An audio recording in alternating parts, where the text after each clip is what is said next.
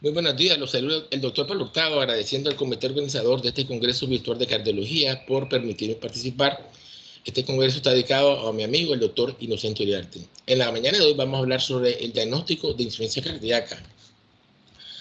Cuando nos dicen que un paciente tiene insuficiencia cardíaca, automáticamente pensamos que va a tener un corazón dilatado, un ventrículo izquierdo dilatado, una aurícula dilatada, insuficiencia mitral y va a tener síntomas típicos de falla cardíaca como es la disnea y la congestión. Sin embargo, el concepto actual que realmente se emitió en el año 2016 por la Sociedad Europea es muy consistente porque agrupa diferentes características de los pacientes.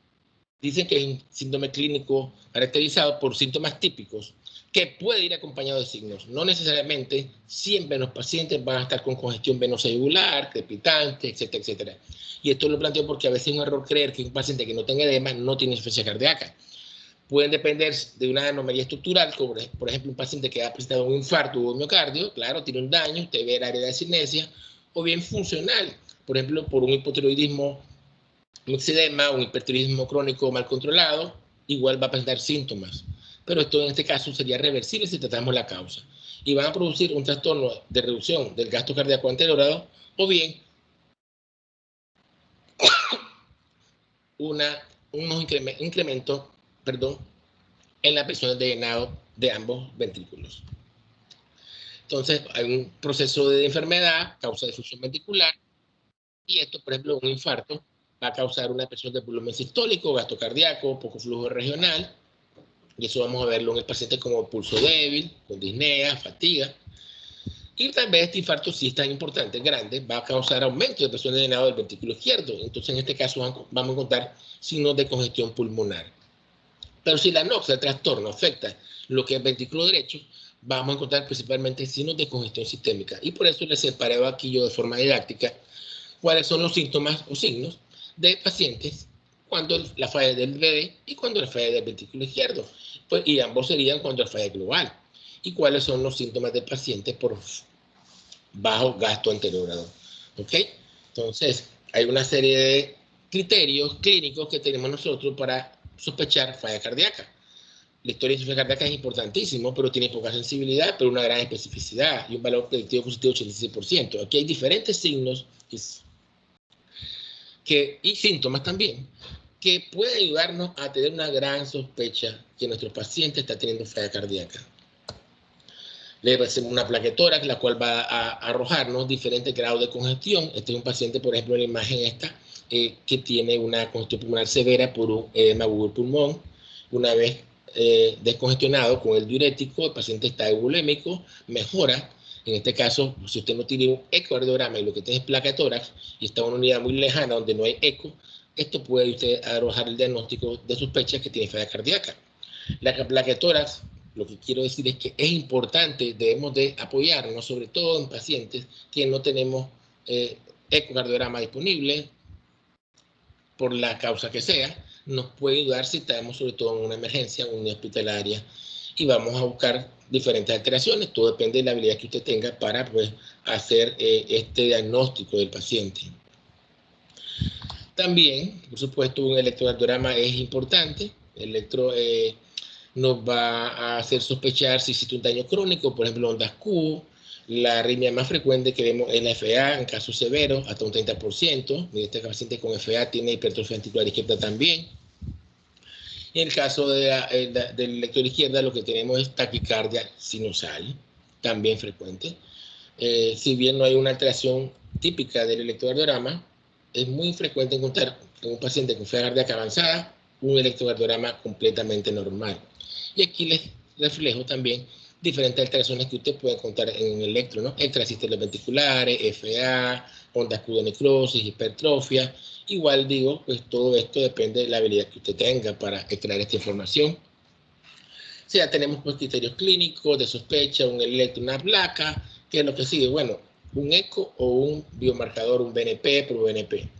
¿Qué dice la Asociación Europea de Cardiología? Bueno, en pacientes crónicos que van a nuestra consulta, usted va a hacer una anamnesis del paciente, un examen físico y un electro. Y si encuentra cualquiera de estos criterios que están acá, el paciente tiene alta probabilidad de tener falla cardíaca. Si usted no tiene ecocardiograma, usted hace un BNP, el cual si es positivo, debe hacer eco para comprobarlo. Si es negativo, usted dice, es muy poco probable que el paciente tenga falla cardíaca. Y digo esto porque en la práctica lo que hacemos más es ecocardiograma a nuestros pacientes que tienen falla cardíaca, porque el ecocardiograma nos da el diagnóstico positivo, el grado de fracción de eyección del paciente, nos permite clasificarlo y además nos dice la etiología. Aquí por acá, vean este ejemplo, del lado izquierdo, tengo un paciente típico con falla cardíaca global, en el cual encontramos el BD dilatado, también la aurícula izquierda, vemos el BD también dilatado y la aurícula derecha. Este paciente tendría síntomas de congestión completa global. Sin embargo, desde la imagen de la derecha vemos un BD muy remodelado y también la aurícula, pero el BD rechazado con un septo muy abombado. O sea, aunque ambos tienen fracción de eyección reducida, no todos tienen afectación derecha. Entonces, pues decía que el eco es importante. Con el eco nos permite clasificar al paciente con qué fracción de eyección presenta. ¿Por qué? Porque esto es básico. Si el paciente tiene una fracción de eyección de menos de 40%, hay un grupo de fármacos que tienen evidencia científica que su aplicación disminuye mortalidad. Sin embargo, si no es así y la fracción de eyección de este paciente es más del 50%, cae en la categoría de insuficiencia cardíaca con fracción de eyección preservada, ICFEP. Y en ellos se han hecho estudios con fármacos y ninguno ha demostrado realmente una disminución tan dramática ni de los ingresos ni de la mortalidad. Es por eso que es importante al paciente nuestro llegar a hacer el ecocardiograma al final. Es importantísimo. Pero para el diagnóstico de falla cardíaca con fracción de eyección preservada no solo basta que tenga síntomas y signos y una FEBI normal, sino también hay que tener vertidos positivos y alteraciones estructurales y de relajación. Y esto era lo admitido o lo consensuado en Europa hasta el año 2016. Continuando con los péptidos, bueno, recordemos que los péptidos de uso clínico son el BNP y el NT-proBNP, los cuales nos van a dar a facilitar el diagnóstico, pero también nos va a dar un índice importante de certeza y de tranquilidad, diríamos. Vean cómo acá, cuando solo usamos los criterios clínicos, hay un 43% de certeza, sin embargo, cuando ya usamos el BNP, solo queda la duda un 11% de los médicos. O sea, nos ayuda a mejorar lo que es la seguridad de nuestro diagnóstico. La cámara se congeló. Bueno. También hay que recordar que los péptidos no son infalibles. Hay enfermedades y condiciones del paciente que van a aumentar los niveles. Por ejemplo, la edad avanzada, la enfermedad crónica, la raza blanca, mientras que otros van a medir los valores como la obesidad y la diabetes. También recordemos que los péptidos van a incrementarse de acuerdo al grado de deterioro de la capacidad funcional del paciente o daño miocárdico. Y esto es importante para el pronóstico sobre todo. La Guía Americana de Cardiología en el año 2017 hizo una actualización en donde plantea que para el diagnóstico son útiles tanto en pacientes crónicos que llegan a nuestra emergencia por disnea progresiva o bien cuando el paciente tiene disnea aguda, ¿okay? Con falla cardíaca aguda. En ambos pacientes, tanto el BNP como el BNT-proBNP, es de utilidad. Entonces, hasta ahora yo más o menos les he hablado a ustedes que hay dos grupos grandes de pacientes. Uno que tiene falla cardíaca y que el ventrículo va a estar dilatado, ambos posiblemente. Y otros que el corazón no va a estar grande, va a estar normal y con sus paredes posiblemente pues, de grosor normal o tal vez con hipertrofia. O sea, estamos diferenciando fracción de eyección preservada y fracción de eyección reducida. Según nuestra experiencia, realmente hay un 90% de los casos que valoramos tienen fracción de eyección reducida. Solo un 10% de nuestros pacientes tienen insuficiencia cardíaca con fracción de eyección preservada. Pero en literatura que hemos encontrado, vemos que tanto en Canadá, Estados Unidos, Europa, ellos plantean que prácticamente están igual porcentaje se presentan, casi 50% y 50% para ambos pacientes, ¿ok? Y eso que la insuficiencia cardíaca tiene una prevalencia de 1 al 2% en la población global.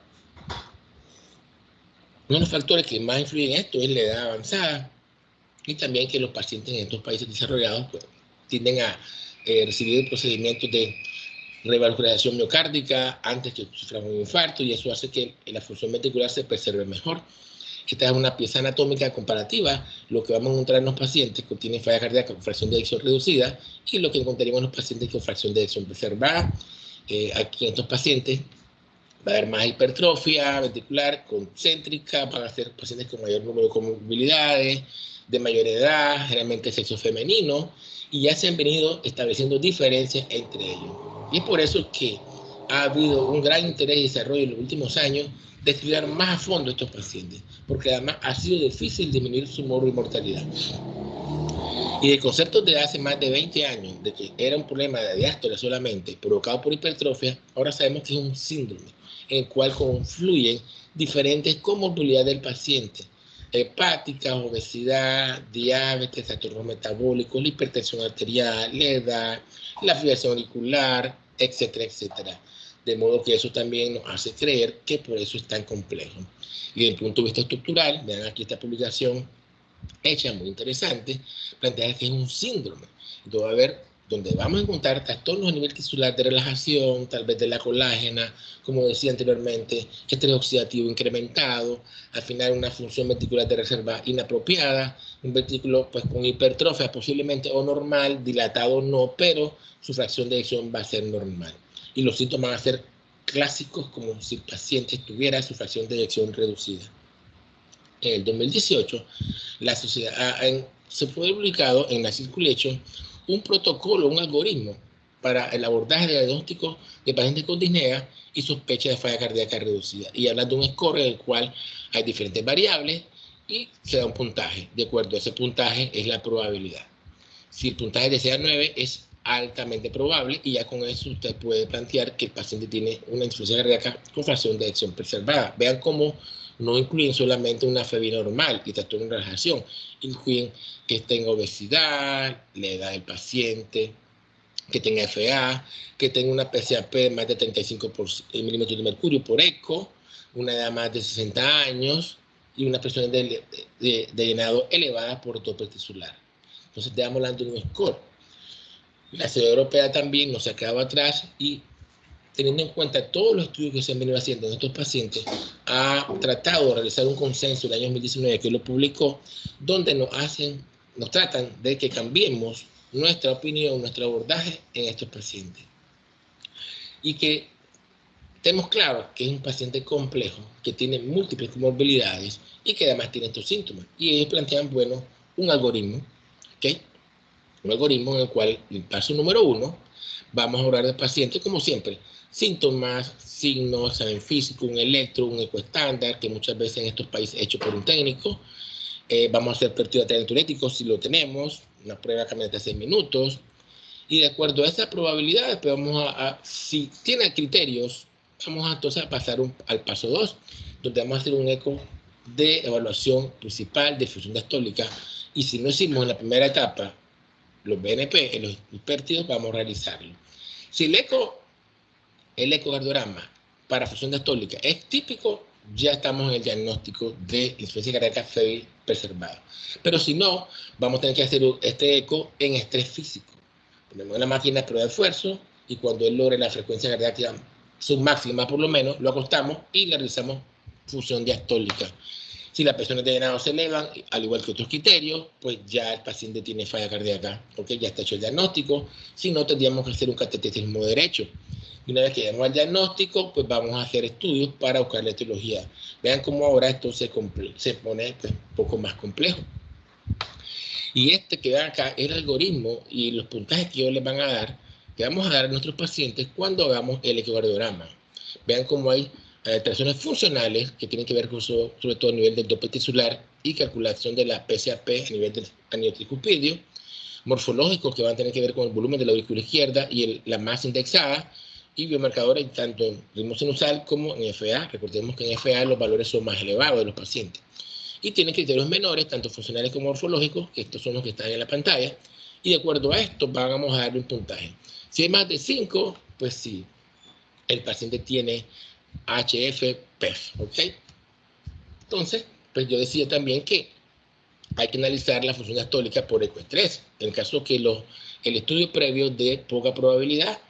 Entonces, aquí también están los criterios que ellos están planteando que son necesarios.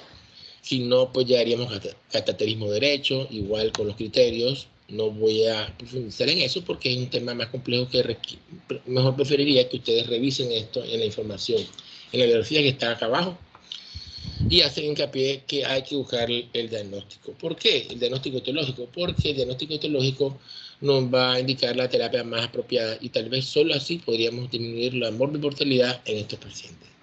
Para terminar, pues un recordatorio de las diferencias entre los criterios de definiciones de la Sociedad Americana y Europea para insuficiencia cardíaca FEBI preservada.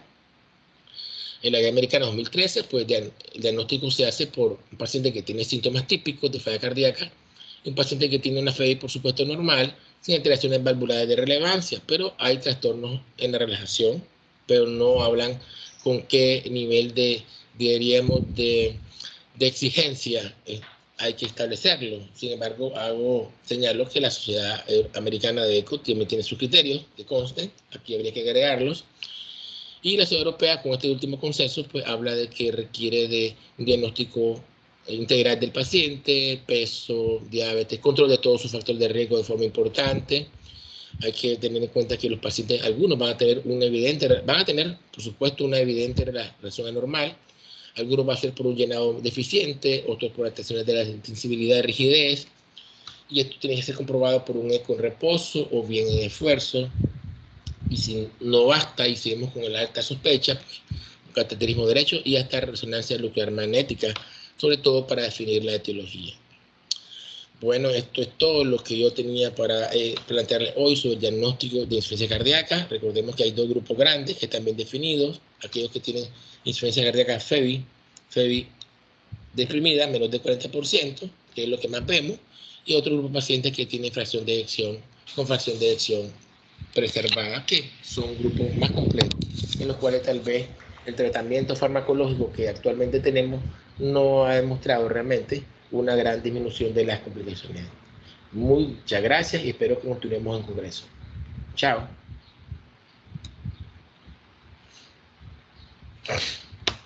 Ahora sí. Sí.